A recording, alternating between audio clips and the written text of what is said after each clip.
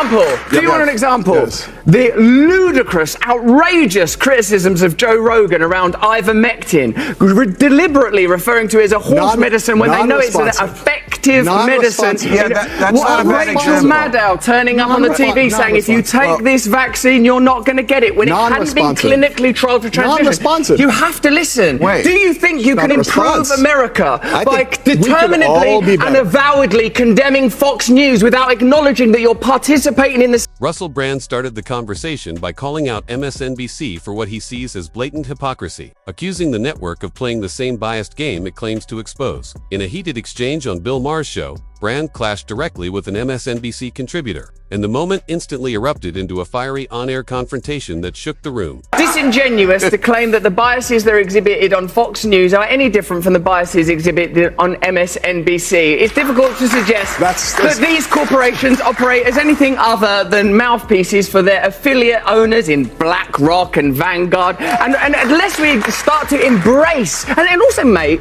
like just spiritually, if I may use that word in your great country, we have to take responsibility for our own perspective. I've been on that MSNBC, mate. It was propaganda. Brand argued that MSNBC abandoned real journalism long ago, insisting the network now functions more like a propaganda arm for powerful corporate and political interests. He believes their reporting is engineered not to inform the public but to shape thinking in a way that benefits their preferred side. Pointing to their relentless efforts to weaken Trump through selective angles and sensational framing, Brand says MSNBC has turned into an ideological echo chamber that suppresses dissent, fuels division, and abandons truth in favor of narrative control. Hey, Joe, it was absurd the way they carried on. Good morning, Joe. Yes. Yeah, I don't know what it was. It wasn't morning. There was no one called Joe there. No one could concentrate. They didn't understand the basic tenets of journalism.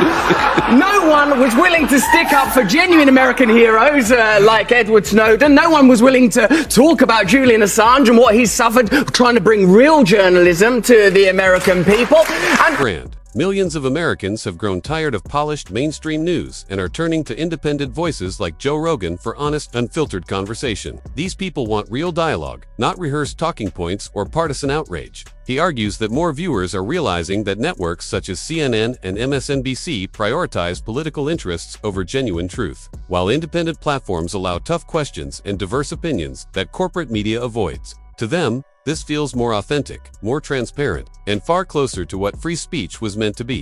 to sit within the castle of MSNBC throwing rocks at Fox News is ludicrous. My friend, make MSNBC better. Make MSNBC great again. My friend, the moment Fight them on a territory you can win on, Joe. Russell, darling, the moment that you give me a specific example, an actual example. Okay, I'll give you one. Wait, just wait. Wait. It's not about bias. It's a false equivalency because you don't actually know anything about any of these organizations you're talking about. Even on MSNBC once, big deal. My darling, it was more than enough. You can't come out with such a that. You don't have a single. Interview for Brand says the most frustrating part is that when you challenge MSNBC on their bias, they pretend there's no evidence, even though it's everywhere if you look. Many of their star hosts openly favor the Democratic Party. And even when they try to sound neutral, their tone, guest selection, and story choices reveal the slant. It's not accidental, it's ingrained. What irritates Brand most is that they act like protectors of truth while pushing narratives designed to serve one political side. To him, that's not journalism at all. It's activism dressed up as news. And people are finally noticing. Example, the ludicrous, outrageous criticisms of Joe Rogan around ivermectin, deliberately referring to it as a horse medicine when they know it's an effective medicine. Yeah, that's not a bad Rachel example. Maddow turning up on the TV saying if you take this vaccine, you're not going to get it when it hadn't been clinically trialed for transmission. You have to listen. Do you think you can improve America by determinedly and avowedly condemning Fox News without acknowledging that you're participating in the... Brand highlighted a major example, MSNBC's misleading claim that Joe Rogan used horse medicine, despite the fact that Rogan received a human-prescribed medication.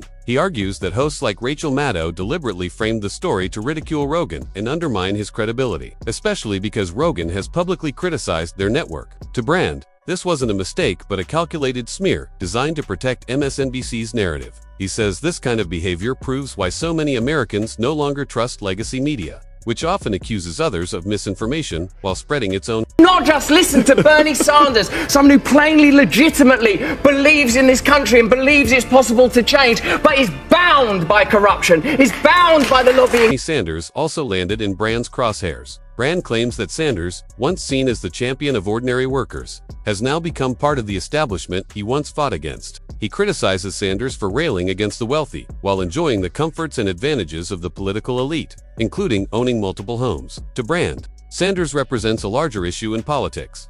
Leaders who start with sincere intentions but eventually become absorbed into the very system they vowed to challenge, leaving their supporters feeling betrayed. Pell, who said at some point how he doesn't know very much about what goes on Twitter because he doesn't go on Twitter because Twitter's not a real place. That's sort of how I feel about Twitter. And Twitter, not only is Twitter not a real place, but it's become a toxic cesspool filled with nothing, not about right, it's not about conservative, it's just filled with misinformation, disinformation, and conspiracy theories. So I would rather not have the left replicate that if that's what's required. I think the deeper question that the question's getting at is that if you look at the data in this election, the amount of reach of all of these alternative, I'm talking about the whole podcast space mostly, but also social media. The interviews that Trump did, not starting with Rogan, but Theo believes people are fleeing mainstream news because it has become hopelessly polarized, with every major outlet choosing a political side and defending it relentlessly. Instead of presenting facts, networks focus on winning ideological battles, leaving ordinary Americans feeling ignored and caught between warring narratives. Many journalists stay inside their own echo chambers, dismissing any viewpoint that doesn't align with their own. That's why so many people are turning to independent creators. They want honest conversation without partisan filters, not prepackaged narratives designed to protect political agendas. To step aside and not run again. He was supposed to be that bridge. He backed off on that promise due to arrogance. And then he drops out after a catastrophic debate performance. And they set Kamala Harris up to fail. That was a 3-month campaign, and she was supposed to introduce herself to the American people. No wonder people were Googling, did Joe Biden drop out? And so... No. You're saying 3 months wasn't long enough? It was too long. It was long enough. It was long enough. Referenced a widely circulated clip to show how easily narratives can be manipulated. In the video, Sarah Isgar claimed Kamala Harris was set up to fail, but Brand argued the storyline falls apart under scrutiny. Harris wasn't powerless. She spent 4 years as vice president and had massive funding and full party support when she led the Democratic ticket. Brand says portraying her as a victim simply shifts blame away from leadership failures and presents a distorted version of events. To him, this kind of subtle rewriting of reality is exactly why people distrust mainstream news. They met someone and didn't like them. If they had had a primary, they wouldn't have picked her.